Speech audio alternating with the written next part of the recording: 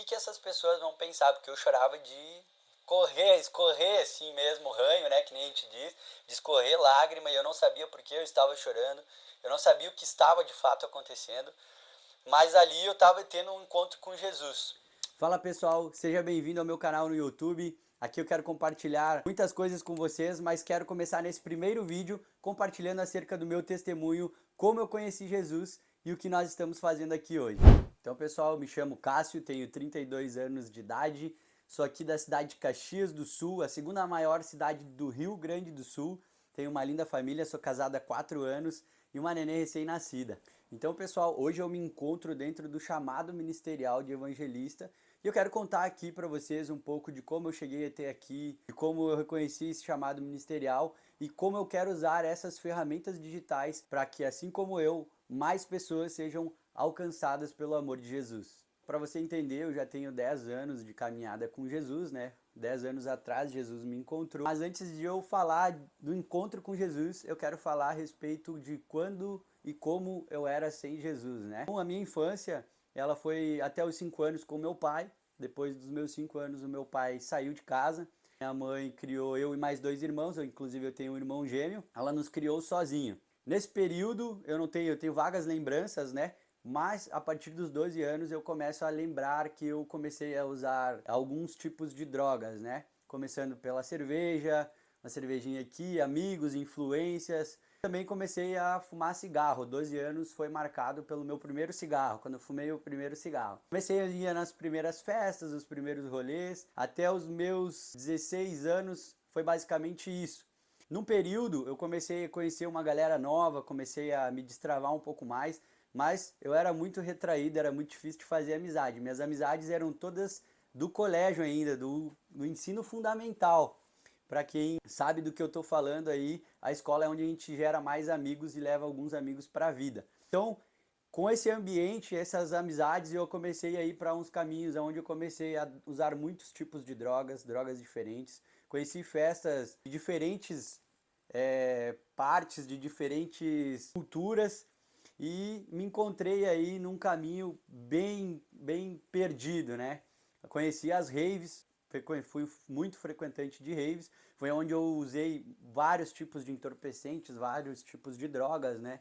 Inclusive, logo antes de eu me converter, eu tive em um evento onde eu digo que foi por um milagre. Deus não permitiu que eu tivesse uma overdose de tantas drogas que eu usei. Mas a partir dos 12 até os meus 17 anos, eu comecei a andar numa vibe mais diferente, uma vibe hippie. Conheci uma galera Hare Krishna, conhece a filosofia Rastafari. Eu tava com um amigo meu aí pra gente partir para um outro estado e viver dentro de uma, digamos assim, que eles chamam uma ecovila, uma vila autossustentável que vive realmente só da natureza. Aos 17 anos eu conheci uma menina que foi a minha primeira namorada. Até os 17 eu me envolvia com todo tipo de gente, não estava muito ligado a relacionamento sério, mas eu sempre tive um exemplo dentro de casa que foi a minha mãe, de muito trabalhadora, que nos ensinou sempre a ganhar tudo com muito suor, com muito trabalho. E ali ela começou a perder um pouco do controle, que quando eu comecei a trabalhar com 9 anos de idade, eu comecei a ajudar a minha mãe com valores em casa, a sustentar a casa, como nós éramos em 4, né? Minha mãe mais 2 irmãos e eu comecei a ajudar ela com alguns valores em casa, mas com o tempo eu fui ganhando mais, fui trocando de profissão e aí vem a independência. Com os 12 anos eu comecei a fazer a utilização de drogas, a sair mais, ela já não conseguia me segurar muito. Pela misericórdia e graça de Deus, nunca houve algo tão grave, né? Então começou a cada vez ser mais intenso, festas, finais de semana, ficava 4 dias fora de casa. Muitas vezes chegava sob o efeito de drogas em casa. A mãe, eu acho que fazia de conta que ela não percebia. Com 17 para 18 anos, então eu tive o contato com a minha primeira namorada, onde a gente começou a conversar, mas eu já estava com tudo encaminhado. Fazia os 18 anos de idade e eu saía de casa, né? Ia me mudar de estado, eu e um amigo meu ia viver junto com essa galera, mas nós nem sabíamos de fato. Nós só tínhamos um contato e um sonho, que nem a gente diz, né? Mas, para graça de Deus, conheci essa menina, comecei a conversar com ela e eu comecei a entrar nos trilhos.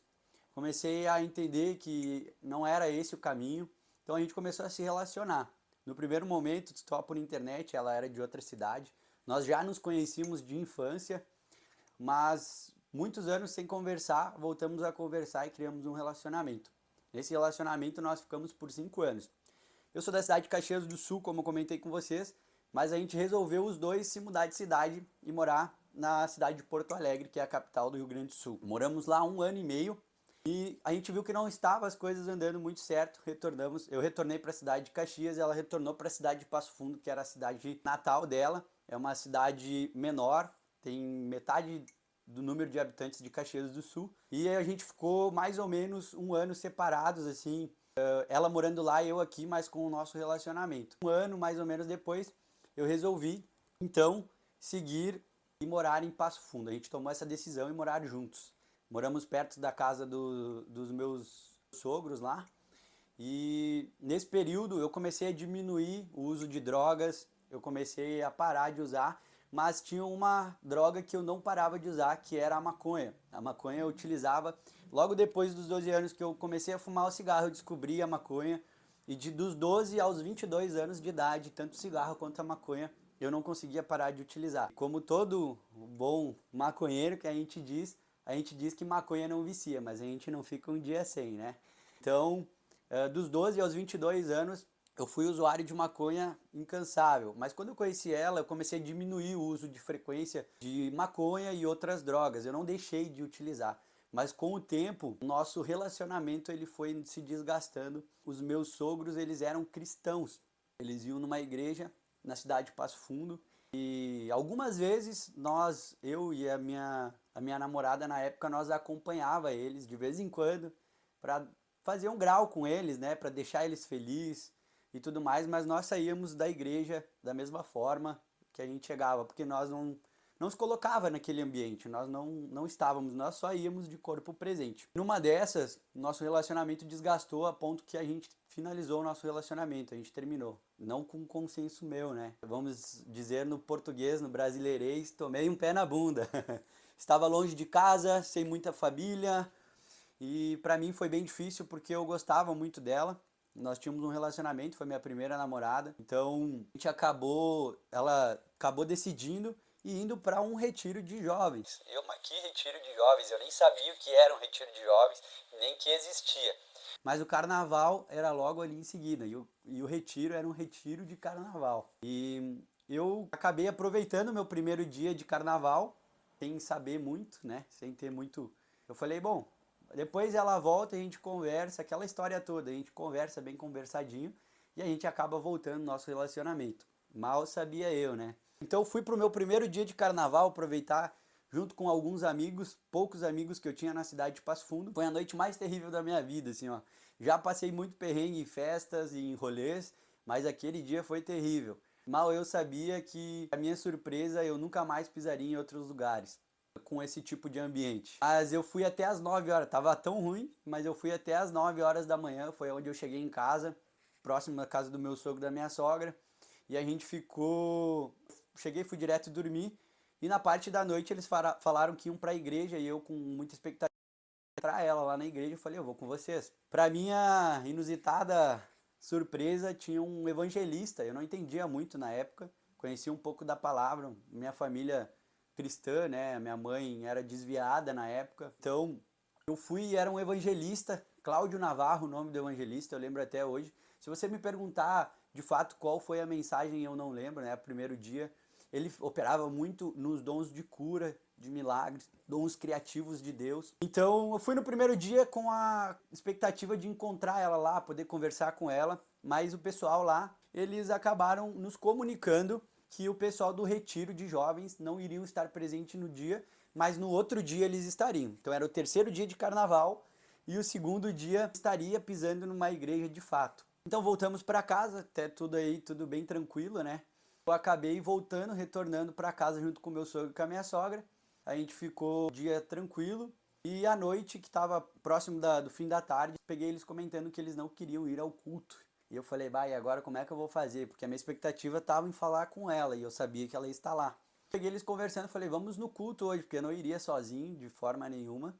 Era um evento de carnaval, eram 4 dias de evento de carnaval lá na igreja e o retiro de jovens, e eu iria ficar sozinho lá.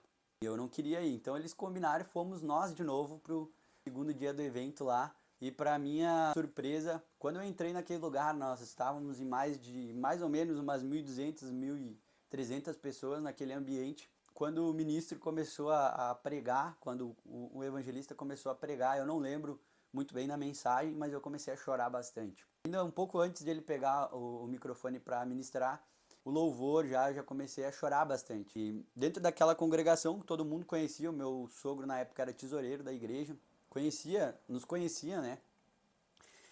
E eu tava com um pensamento assim, o que que essas pessoas vão pensar? Porque eu chorava de escorrer assim mesmo, ranho, né? Que nem a gente diz, de escorrer lágrima e eu não sabia por que eu estava chorando, eu não sabia o que estava de fato acontecendo. Mas ali eu estava tendo um encontro com Jesus. Quando o evangelista fez a pergunta, fez o apelo, né, para aceitar Jesus, eu sem pensar fui lá para frente. Foi um momento assim que eu fui realmente sem pensar, fui impulsionado por algo maior, né? Não foi contra a minha vontade de jeito nenhum. Mas eu lembro que em algum momento eu chorava muito, eu pensava o que essas pessoas vão pensar. E naquele momento parecia que todo mundo tinha sumido daquele ambiente. E quando eu fui encorajado a ir lá na frente aceitar Jesus. Juntamente comigo tinha mais em torno de umas 50 pessoas aceitando a Jesus. E foi muito marcante para mim, porque eu saí dali soluçando, chorando e soluçando. Meu sogro entrou no carro com a minha sogra, eu sentei no banco de trás. Eles já sabiam o que estava acontecendo, não sabiam se realmente era real, né, de fato. Mas para vocês terem uma ideia, umas semanas antes, o meu sogro ele sentou do meu lado no carro. A gente tinha saído e ele pediu para conversar comigo. Eu fiquei no carro e ele me pediu se eu era usuário de maconha. A gente já estava 4 para 5 anos juntos, 5 anos juntos, e ele me perguntou e eu falei que eu não ia jamais mentir para ele. Ele sempre soube que eu fui muito trabalhador, que eu nunca tirei nada de dentro de casa e muito menos levei droga para dentro da casa dele, né? Então eu admiti para ele e ele nunca me tratou indiferente. Mas para vocês terem uma ideia, quando a gente retornou para casa, eu retornei soluçando, eles não me perguntaram nada. No outro dia de manhã, era no domingo de manhã, acho que era o último dia do carnaval, a gente se sentou na mesa para tomar um café, nós três. Eles me perguntaram se eu estava bem, se eu estava sentindo alguma coisa. Eu falei que estava tudo bem, que eu não sabia o que tinha acontecido, mas que alguma coisa tinha mudado. E essa foi a frase que eu utilizei nos próximos meses. Então, para vocês entenderem um pouquinho do contexto, dentro do meu quarto havia uma prateleira de cervejas artesanais. Eu trabalhei com cervejaria artesanal por um bom tempo, foram 5 anos de profissão. E eu gostava muito, então eu tinha muitas cervejas de muitos lugares diferentes que eu era presenteado. Tinha canecos, copos diferentes de tomar também. Na época eu usava muito piercing, muito brinco, muito de tudo, assim, era muito aleatório mesmo, né? É um estilo bem diferente. Hoje é mais normal, mas na época era pouco mais visto assim, pela sociedade era um pouco mais alternativo, né? Aquela manhã a gente sentou, a gente conversou e a gente terminou o café. Eles falaram que iriam buscar a minha namorada e naquele momento eu esperei eles fecharem a porta da casa. Eu olhei pela janela quando o carro saiu da garagem e eu saí correndo. Foi a primeira vez que eu lembro que eu saí correndo, peguei uma Bíblia antiga que tinha lá, dobrei meus pés no pé da cama, da onde era o nosso quarto, e comecei a orar, pedindo a Deus. Foi a primeira vez que eu dobrei meus joelhos e comecei a orar de fato. E foi algo sobrenatural, essa é a palavra, né? Eu não sabia descrever, não sabia como falar a respeito disso. Tudo muito novo para mim. Uma coisa é você saber da religião, uma coisa é você conhecer ela. E eu, para mim, crente sempre foi pessoas alienadas, né? Ah, havia uma Bíblia debaixo do braço, esse é um alienado, religioso. E quando eu me deparei com essa situação, eu comecei a chorar no pé da cama. Eu olhei para aquele quarto, eu esvaziei toda a prateleira de cerveja. Eu tinha alguns itens também que eu usava para utilizar maconha e outras coisas. Eu juntei tudo que isso ficava dentro do meu carro e eu botei fora. Tirei meus piercings, meus brincos. Não foi alguém que me pediu, não foi nada, né? Na época, com a mente um pouco ainda cauterizada da religião, pelo que eu conhecia, eu sabia que não era algo bem visto, né? Isso eu tô falando para vocês 10 anos atrás. Aí era mais ou menos 2015. Não era 2015, era o ano de 2015.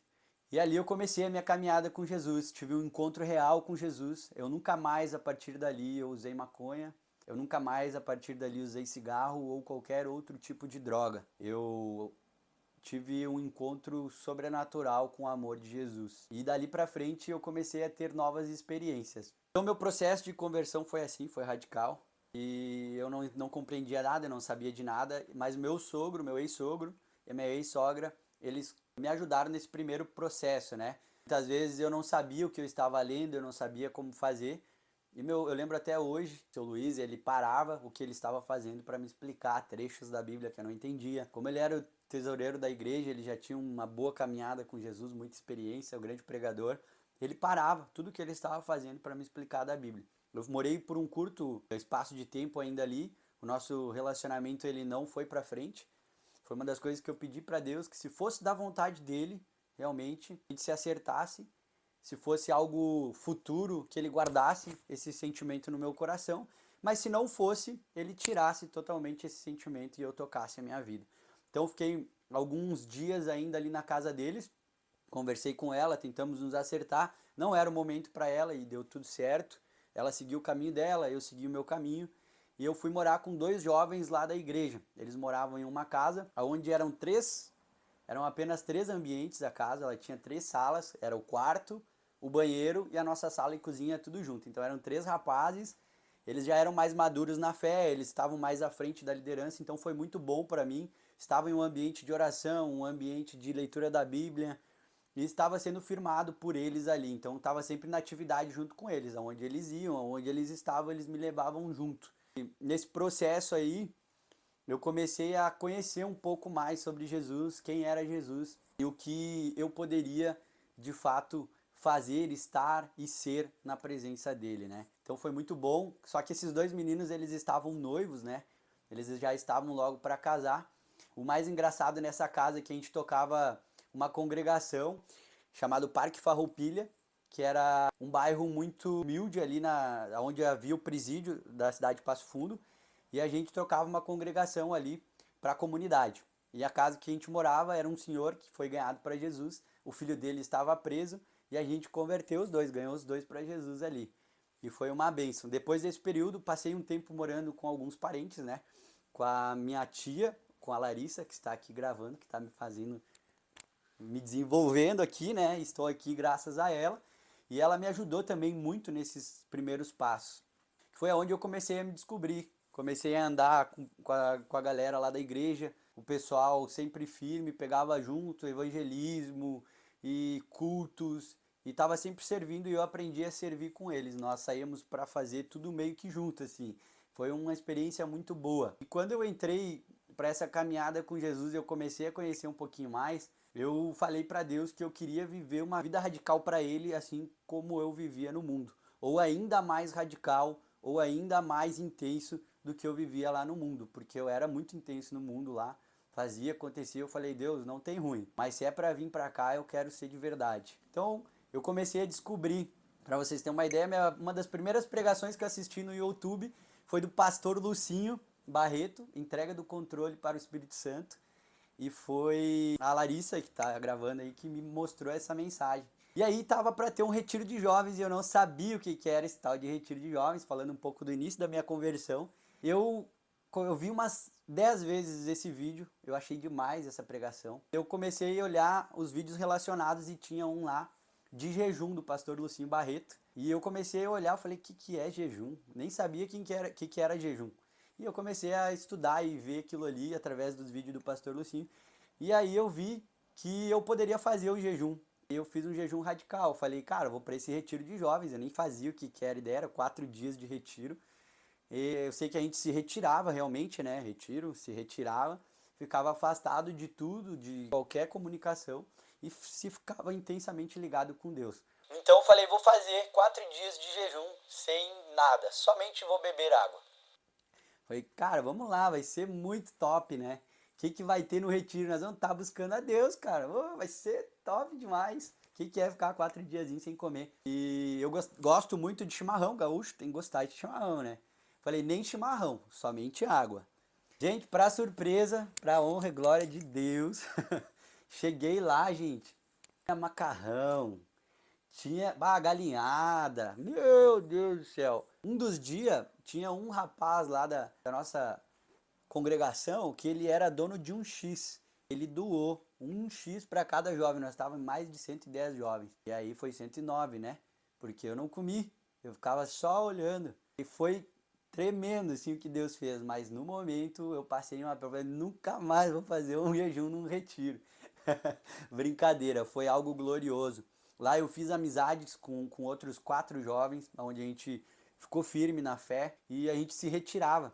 Cada 10, 15 minutos no retiro, nós ficávamos nas atividades, mas quando não tinha, nós nos retirávamos e iam até o dormitório e nós começávamos a orar. E eu em propósito de jejum. E eu comecei a viver coisas loucas através desses jejuns. Eu comecei a fazer propósitos de jejum de 30 em 30 dias. Algumas coisas, com ainda algum conhecimento, né? Alguns conhecimentos limitados. Eu fazia um jejum com Deus para ser batizado no Espírito Santo, para receber dom, para várias coisas.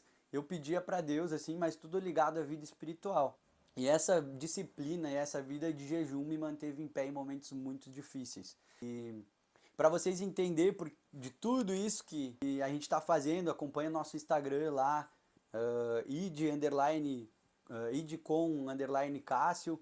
Vocês vão entender um pouquinho que Deus tem despertado no meu coração, porque nesse meio nós começamos a fazer evangelismo, foi onde eu ganhei a minha primeira alma para Jesus. Não tenho ainda como explicar, depois de 10 anos ainda não consigo explicar qual foi a sensação de ganhar essa alma para Jesus. Eu não conhecia muito sobre os dons ministeriais, eu comecei a crescer na fé, comecei a crescer no conhecimento, comecei a me reconhecer e ver para aquilo que Deus tinha me chamado, para o chamado ministerial de evangelista. Nunca pensei, nunca olhei as mídias sociais para o digital como uma ferramenta poderosa de ganhar almas e fazer uma grande colheita.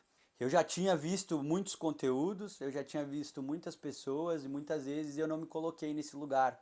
Falei, tem tanta gente fazendo, tanta gente melhor do que eu fazendo, mas nesse tempo, para esse tempo, Deus tem me chamado para fazer a diferença também nas redes sociais. Então, eu quero agradecer todo mundo que está envolvido, a minha esposa também, que tem me ativado para isso, a Larissa, que está aqui gravando para nós hoje, quero agradecer. Aqueles que têm confiado, ao Josias, a Giza, são pessoas que andam comigo no meio desse caminho, eu quero trazer vídeos falando com eles, falando sobre eles, são pessoas que ombrearam junto comigo, que têm me ajudado, têm me sustentado em direções, em palavras que têm definido aí o rumo da minha vida com Deus também. Pessoas usadas pelo Espírito Santo.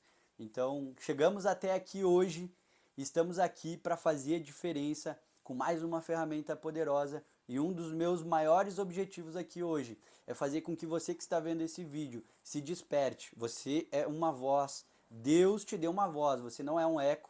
Na mente o diabo vai colocar. Tem tanta gente fazendo, mas tem tanta gente melhor, mas você nem fala tão bem, mas é isso aí. Esse chegou o tempo de dizer basta e alcançar o maior número de almas possível através dessa maravilhosa ferramenta do digital, que é o meu celular, o seu celular, a câmera, o seu computador, o seu conteúdo pode transformar a eternidade de alguém. Eu quero te convidar a se inscrever no canal e fazer parte disso junto comigo. E a pergunta que não quer calar: e aí, já pregou o evangelho hoje?